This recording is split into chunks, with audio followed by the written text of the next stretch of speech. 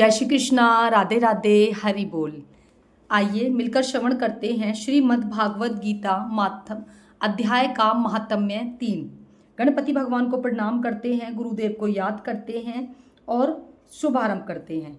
श्री भगवान कहते हैं, प्रिय जनस्थान में एक जड़ नामक ब्राह्मण था जो कौशिक वंश में उत्पन्न हुआ था। उसने अपना जातीय धर्म छोड़कर बनिए की वृत्ति में मन लगाया। उसे पराई स्त्रियों के साथ वह विचार करने का व्यसन पड़ गया था। वह सदा जुआ खेलता, शराब पीता, शिकार खेलकर जीवों की हिंसा किया करता था। इसी प्रकार उसका समय व्यतीत होता था। धन नष्ट हो जाने पर वह व्यापार के लिए बहुत दूर उत्तर दिशा में चला गया। वहां से धन कमाकर घर की ओर लौटा। बहुत दूर तक रास्ता उसने तय कर लिया।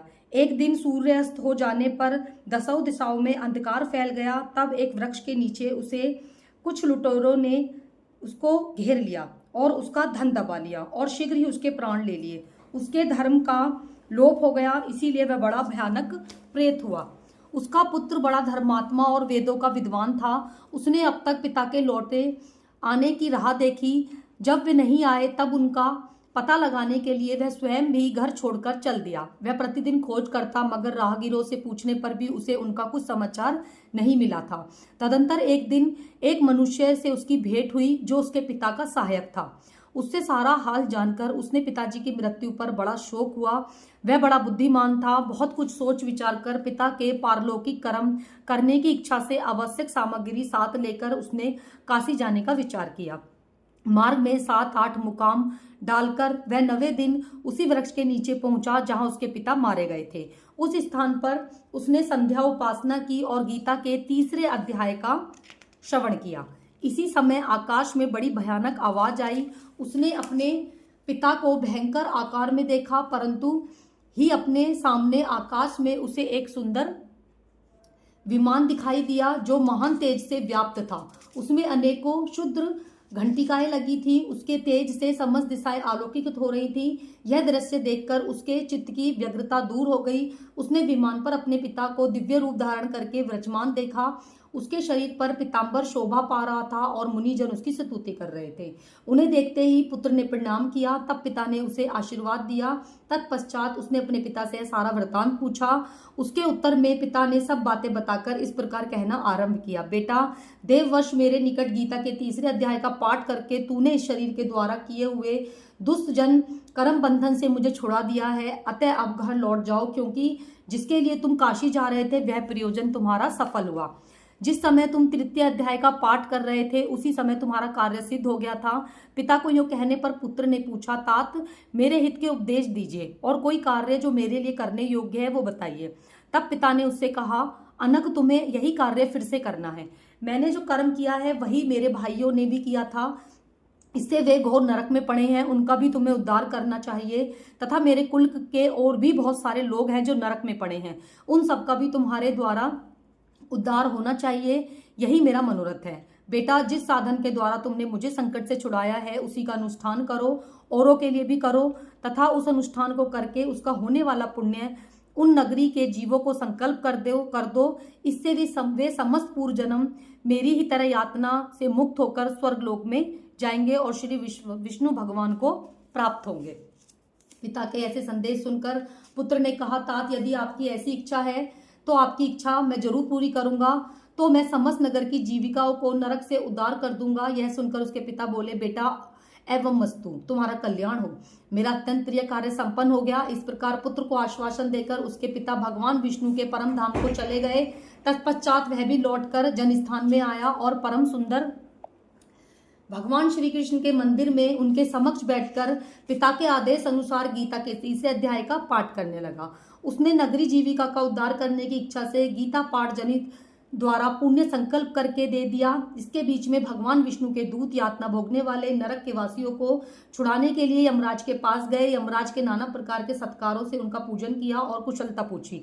वे बोले, धर्मराज, हम लोगों के लिए सब और आनंद ही आनंद है। इस प्रकार सत्कार करके पितृलोक में सम्राट परम बुद्धिमान यम ने विष्णु दूतों से यमलोक में आने का कारण पूछा। तब विष्णु दूत कहते हैं कि यमराज, शेष शैया पर शयन करने वाले भगवान श्री हरि विष्णु हम लोगों को आपके पास कुछ संदेश देने के लिए भेजा है। भगवान हम लोगों के मुख से आपकी कुशलता पूछते हैं और यह आज्ञा देते हैं कि आप नरक में पड़े हुए समस्त प्राणियों को छोड़ दो। अमित तेजस्वी भगवान विष्णु का यह आदेश सुनकर यम ने मस्तक झुकाया और उसको स्वीकार किया और मन ही मन में कुछ सोचने लगा। तत्पश्चात मदोन नरक की जीविकों को नरक से मुक्त करके उनके साथ ही वे भगवान विष्णु के पास स्थान को चले गए। यमराज श्रेष्ठ विमान के द्वारा जहाँ क्षीर सागर है वहां जहाँ पहुंचा, उसके भीतर कोटि कोटि सूर्य के समान क्रांतिमान नील कमल दल के समान श्याम सुंदर लोकनाथ जगत गुरु श्री हरि का उन्होंने दर्शन किया। भगवान का तेज उनकी शैया बने हुए शेषनाग के फणों की मणियों के प्रकाश से दोगुना हो रहा था। वे आनंद युक्त दिखाई दे रहे थे। उनका हृदय प्रसन्नता से परिपूर्ण था। भगवती लक्ष्मी अपनी सरल चितवन से प्रेम पूर्वक उन्हें बार बार निहार रही थी। चारों ओर योगीजन भगवान की सेवा में खड़े थे। उन योगियों की आंखों के तारे ध्यानस्थ होने के कारण निश्चल प्रतीत हो रहे थे। देवराज इंद्र अपने विरोधियों का परस्पर करने के उद्देश्य से भगवान की स्तुति कर रहे थे। ब्रह्मा जी के मुख से निकले हुए वेदांत वाक्य मूर्तिवान होकर भगवान के गुणों का गान गा रहे थे। भगवान पूर्णतः संतुष्ट होने के साथ साथ समस्त योनियों की ओर से उदासीन प्रतीत होते थे। जीवों में से जिन्होंने योग साधन के द्वारा अधिक पुण्य संचय किया था, उन सबको एक ही साथ वे कृपा दृष्टि से निहार रहे थे। भगवान अपने स्वरूप भूत अखिल चराचर जगत को आनंदपूर्ण दृष्टि से आमोदित कर रहे थे। शेषनाग की प्रभा से उदासीन एवं सर्वत्र व्यापक दिव्य विग्रह धारण किए नील कमल के सदस्य श्याम वर्ण वाले मेरे प्रभु श्री हरि ऐसे जान पड़ते थे मानो चांदनी से घिरा हुआ आकाश सुशोभित हो रहा है। इस प्रकार भगवान की झांकी करके यमराज अपनी विशाल बुद्धि के द्वारा उनकी स्तुति करने लगा। यमराज बोले, संपूर्ण जगत का निर्माण करने वाले परमेश्वर, आपका अंतकरण अत्यंत निर्मल है। आपके मुख से ही वेदों का प्रादुर्भाव हुआ है। आप ही विश्व स्वरूप और इसके विधायक ब्रह्मा हैं। आपको नमस्कार है।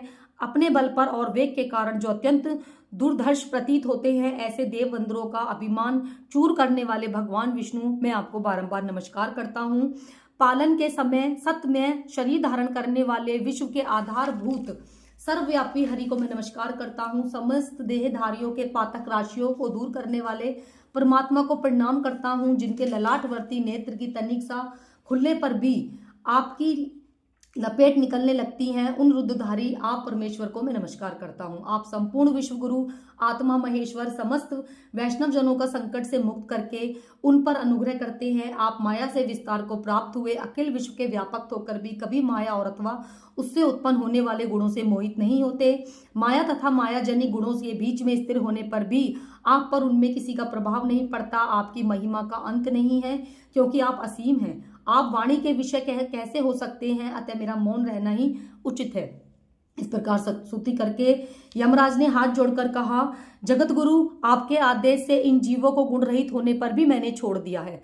अब मेरे योग्य और कोई कार्य हो तो बताइए। उनके यूं कहने पर श्री हरि भगवान विष्णु वासुदेव मेघ के समान गंभीर वाणी द्वारा मानो अमृत रस से सींचे हुए बोले, धर्मराज, तुम सबके प्रति समान भाव रखते हुए भी लोगों का पाप से उद्धार कर रहे हो। तुम पर देहधारियों का भार रखकर मैं निश्चित हूं, अतः तुम अपना काम करो और अपने लोक को लौट जाओ। यूं कहकर भगवान अंतर्ध्यान हो गए। यमराज भी अपनी पुरी को लौट गए।